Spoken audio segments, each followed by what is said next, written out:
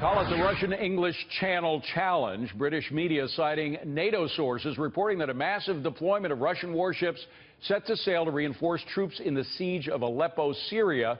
No doubt flexing their military muscle as well as they prepare to pass close to British waters. Retired Navy Captain Chuck Nash joining me now. Captain Nash, good to see you. So is this meant to be, I know they have to replenish their troops, but is it also meant to be provocative to the British?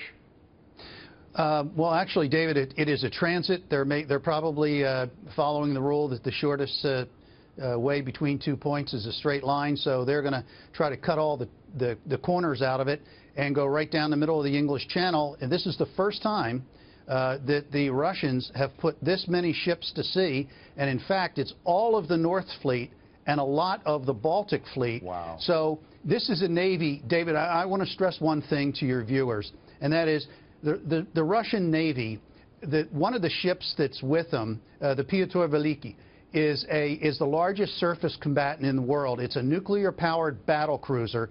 It went to sea in May. That's the first time that ship had been at sea for 2 years.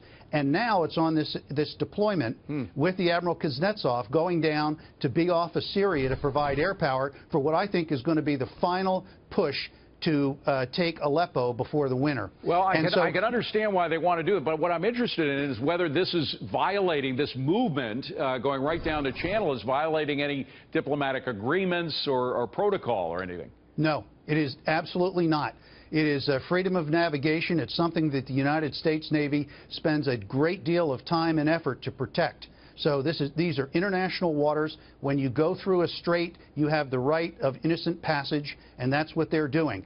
As long as they do not conduct military operations while they're in the straits and proceed straight through, they have every right to do that, just like the Royal Navy or the United States Navy. But we definitely want to keep track of what they're doing, right? Oh, absolutely. Yeah. And the Norwegians picked them up when they came around the top up there from Murmansk. They've been tracking them with aircraft now. The Royal Navy probably has a couple bird dogs on them. They're going to follow them down through. And then when they pass our naval station at Rota, the United States will probably pick it up, trailing them with Arleigh Burke destroyers. Now, because of what happened with Iran, a lot of people think of any movement in the seas as provocative in places where they're not usually seen. That's why a lot of people, their antenna went up when they heard about this. But from what you're suggesting, this should be no problem whatsoever. This should not be a problem. They are transiting to an operational area to the west of Syria, where they're going to conduct combat operations in support of the Assad regime. Now, we're not big fans of that, but that's what they're doing. They're supporting their ally, and they're going to do it. Putin is not going to back down on this. And in fact, David, he is taking a very big risk doing this because of the embarrassment that would happen if the Kuznetsov breaks down yet again and has to be towed. Well, that'd be interesting. Okay, so what about the other situation, which is a bit more, does seem to be more provocative, when the Russians put these surface-to-air missiles in Syria, and we all know that U.S. is flying sorties in the same area. One of those surface-to-air missiles hits a U.S. plane. That's trouble. That's big trouble. And what they've got is they've got the Buk missiles in there, which were the ones that shot down Malaysia Flight 17, you'll remember, in Ukraine. And they also just put in a very, very capable dual missile system that works against stealth aircraft and low-flying cruise missiles.